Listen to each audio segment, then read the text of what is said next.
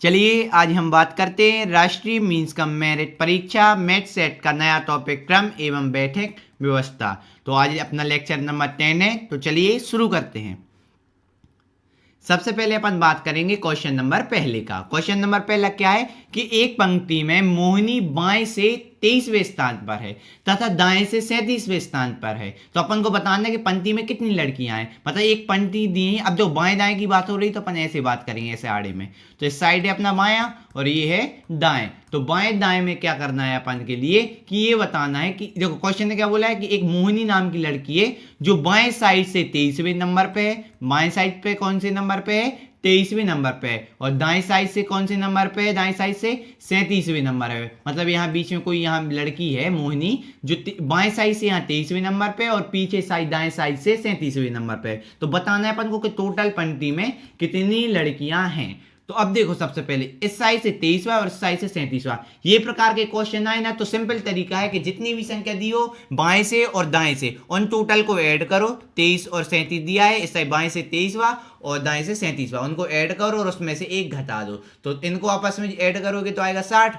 23 और 37 60 माइनस 1, तो 60 में से एक गए तो बचे 59। ठीक है ना, तो आंसर हो गया सी। अब कहेंगे सर ऐसे ये जोड़ के घटाया क्यों? देखो इस साइड से देखो तो 23वें नंबर पे माने इसके 23वें नंबर पे आने 22 लड़कियां आगे होंगी और यहाँ दाएं से 37वें नंबर पे है, तो मतलब इसके पहले 36 लड़कियां और होंगी। लेकिन अपन देखो यहाँ से भी मोहिनी की बात कर रहे हैं और यहाँ से भी मोहिनी को गिन रहे हैं, माने आगे से भी मोहिनी को गिन रहे हैं और पीछे से, जबकि लड़की तो एक मोहिनी एक ही है। तो मतलब इसका मतलब है कि दो बार ना गिन के एक बार गिनना है। तो एक बार यहाँ से मान लो यहाँ से गिन लिया, यहाँ से रहने दिया, तो ये 37 ना होकर 36। तो इसलिए अपन क्या करते दो बार गिन लिया ना, तो उसमें से है तो मोहिनी एक ही लड़की, तो अपन एक बार लिया और एक अलग कर दिया माइनस, तो ये आ गया 59। समझ में आया? तो बाएं और दाएं साइड से बोले तो बाएं दाएं दोनों संख्याओं को पहले जोड़ दो और उसमें से एक घटा दो तो आंसर आ जाएगा। ठीक है ना, अगले क्वेश्चन पे बढ़े। अब करते हैं अपन दूसरा क्वेश्चन। दूसरा क्वेश्चन क्या बोल रहा है? एस ए से भारी है। जो एस है वो ए से भारी है। देखो इसको हम थोड़ी एक बेसिक बताएं गणित का।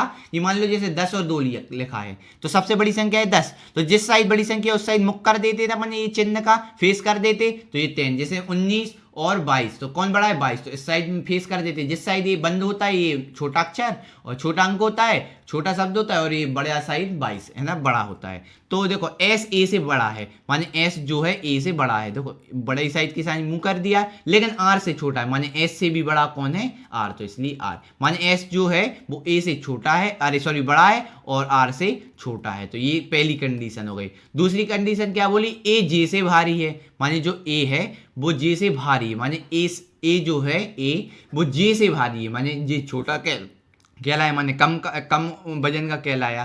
तो ये लिख रहा है जे छोटा है किससे? ए से, माने ए बड़ा कहलाया। ये बोला ना ए जे से भारी है, माने ए ज्यादा है, तो ए ज्यादा है तो ज्यादा की साइड ये चिन्ह बना दिया। और तीसरी कंडीशन क्या है कि जो के है वो एस से भारी, जो के है वो एस से भारी, माने के जो है एस से भारी तो ये बड़ा है लेकिन आर से छोटा है, माने आर उस आर से हल्का है। लेकिन जो अपन बात किससे कर रहे हैं? के एस से भारी है, साथ में ये रिलेशन पूरा एक सा है कि के है वो एस से भारी है, माने एस से बड़ा है, लेकिन आर से हल्का है, माने आर से छोटा है। तो आर से छोटा नहीं, यानी आर बड़ा कहलाया। तो ये तीन कंडीशन बन गई, पहली शर्त, दूसरी शर्त, तीसरी शर्त। तो इन तीनों शर्तों को आपस में मिलाएं तो देखो, अब देखो आर जो है आर बड़ा है सबसे। देखो यहाँ देखो ए बड़ा है, लेकिन देखो ये पीछे आ रहा है, ए एस से छोटा बता रहा है, इसलिए ये वाली नहीं लेंगे। सबसे पहले यहाँ देखो आर है सबसे बड़ा, उसके बाद देखो आर के बाद आ रहा है यहाँ एस और यहाँ के, और यहाँ देखो एस के से छोटा है। देखो ऐसे ना, जो के से छोटा है तो पहले अपन आएगा के, फिर आएगा एस और इसके बाद आएगा ये ए है तो ए, फिर उसके बाद लास्ट में आ जाएगा जे। ठीक है ना, समझ में आया? इस पैटर्न को समझो। उस आधार पे अपन ने ये बना दिया टोटल किया। तो इनमें से सबसे हल्का सबसे कम कौन है? पीछे वाला जी। इसलिए ऑप्शन नंबर सी होगा। और आपको अगर थोड़ा सा दिक्कत हुआ हो तो एक बार और वीडियो रिवाइंड करके देखो ताकि अच्छे से समझ में आ जाए। ये क्वेश्चन जो है जितने भी लॉजिकली हैं, दिमाग में पैटर्न समझना पड़े और यहाँ से समझ लो कि कौन बड़ा है कौन छोटा है तो आ जाएगा। ठीक है ना, आगे बढ़ो। अब देखते हैं तीसरा क्वेश्चन। किसी परीक्षा में आरती को गौरांगी से, माने आरती को गौरांगी से और ज्योति को सपना से अधिक अंक मिले। यानी देखो कंडीशन बनाओ, शर्त बनाओ, नियम क्या दिया उन्होंने? आरती को गौरांगी से ज्यादा है, तो गौरांगी से ज्यादा है जब अपन कहें तो आरती बड़ी। यहाँ देखो अब बड़ा का निशान बना दिया आरती साइड, और ज्योति को सपना से ज्यादा, तो ज्योति को मिले हैं सपना से ज्यादा। ठीक है ना। और ज्योति को गौरांगी से कम मिले, जो ज्योति है उसको गौरांगी से कैसे मिले, कम मिले हैं, माने ज्योति को क्या है, गौरांगी से कम मिले, माने ज्योति से भी ज्यादा किसके हैं, गौरांगी के हैं। समझ रहे बात के लाने। तो आरती सबसे बड़ी, उसके बाद आई गौरांगी, फिर गौरांगी है दोबारा आ गई तो गौरांगी, गौरांगी से भी छोटी ज्योति, ज्योति से भी छोटी सपना। तो इन्हें बोला सबसे अधिक कौन को मिले, तो वो मिले कहलाए आरती को। तो ऑप्शन नंबर होगा सी, क्योंकि आरती को गौरांगी से ज्यादा है और गौरांगी को ज्योति से ज्यादा है, और ज्योति को किससे ज्यादा है, सपना से। तो सबसे ज्यादा है आरती को लाइन से। समझ में आया। अब चौथा क्वेश्चन करें। अब चौथा क्वेश्चन है, अमन राहुल से बड़ा है। जो अमन है भैया, अमन है वो राहुल से बड़ा है, अमन है राहुल से बड़ा है, किंतु कपिल से छोटा है। माने कपिल से छोटा है अमन, तो कपिल ये बड़ा होगा। ठीक है ना। अब देखो, नमन सुशील से बड़ा है। जो नमन है वो सुशील से बड़ा है। नमन सुशील से बड़ा है तो सुशील से बड़ा है ये नमन, लेकिन रवि से छोटा है, यानी रवि बड़ा कहलाया। यदि कपिल सुशील से छोटा है, और कपिल की बात करें, जो कपिल है वो सुशील से छोटा है, कपिल जो होगा वो सुशील से छोटा, माने कपिल से बड़ा कहलाया सुशील। क्योंकि इनने देखो क्या बोला, तो इसी में जोड़ दिया अपन ने। देखो जो कपिल है, क्वेश्चन बोले ना कपिल सुशील से छोटा है, माने जो कपिल है वो सुशील छोटा है, यानी सुशील बड़ा कहलाइए। तो आप बताइए कि सबसे अधिक आयु वाला कौन सा है। तो देखो, राहुल से बड़ा अमन, अमन से बड़ा कपिल, कपिल से बड़ा सुशील, और देखो यहाँ अगली में सुशील से बड़ा नमन और नमन से बड़ा रवि, यानी सबसे बड़ा हो गया रवि, यानी ऑप्शन नंबर ए होगा। समझ में आया आंसर कैसे करना है। अगले क्वेश्चन पे बढ़े। बिल्कुल। अब करते हैं अपन पांचवा क्वेश्चन। जानवरों के एक समूह में शेर की आयु चीता की आयु से अधिक है, माने शेर की आयु किससे अधिक है, चीता की आयु से अधिक है, तो शेर बड़ा है चीता से। और हाथी की आयु गाय से बड़ी है, तो हाथी है जो वो गौ माता से क्या है, बड़े हैं, तो हाथी जो है गाय की आयु से अधिक है, हाथी जो है गाय से अधिक है। यदि गाय की आयु शेर की आयु से अधिक है, जो गाय की है वो शेर की आयु से अधिक, माने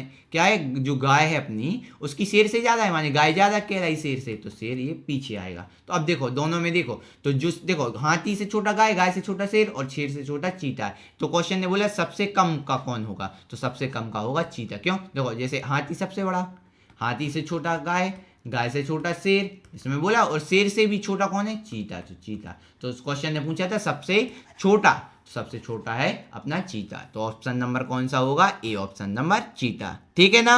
अगले क्वेश्चन पे बढ़े। अब बात करते हैं छठा क्वेश्चन। अपन को व्यक्ति दी गए हैं ए बी सी डी, के पास भिन्न भिन्न धन है, धन यानी पैसे, माने जो ए बी सी डी हैं उनके अलग अलग पैसे हैं।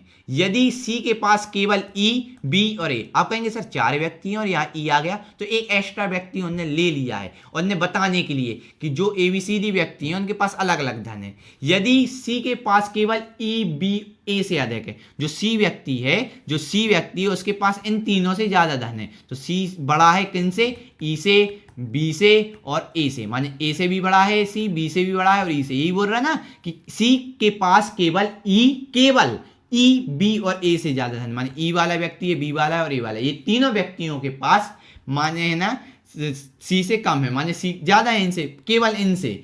तो बचा कौन, डी, यानी सबसे ज्यादा, और सबके पास अलग अलग है। केवल सी बोल रहा है कि इन तीनों से अमीर है, और किसी से नहीं, बस इन तीनों के ऊपर आता है, तो डी सबसे ऊपर आया क्योंकि सबके पास अलग अलग है, और सी केवल इनसे बड़ा है, माने डी से नहीं बताया गया, यानी डी से बड़ा नहीं होगा, तो डी सबसे बड़ा होगा, इसलिए ऑप्शन नंबर ए होगा। लॉजिकली क्वेश्चन है बिल्कुल। अगर लॉजिक आप लगाएंगे तो आसानी से आप पे बन जाएगी, और अगर कोई भी दिक्कत है, परेशानी है, तो वीडियो को बार बार रिवाइंड करके देखेंगे तो आप आसानी से कर सकते हैं। ठीक है ना। तो ये क्वेश्चन अपन ने कर लिया है। अब बस 1 या 2 लेक्चर और डलेंगे मैथ सेट के, उसके बाद अपन चालू कर देंगे सेट पढ़ना। तो ये अपन आप है ना चैनल से जुड़े रहें, ताकि आपको किसी भी प्रकार की परेशानी ना जाए, हर अपडेट आपको समय पे मिलती रहे और आप तैयारी अच्छे से करते रहें। तो मिलते हैं अगले लेक्चर में, तब तक के लिए थैंक यू, धन्यवाद।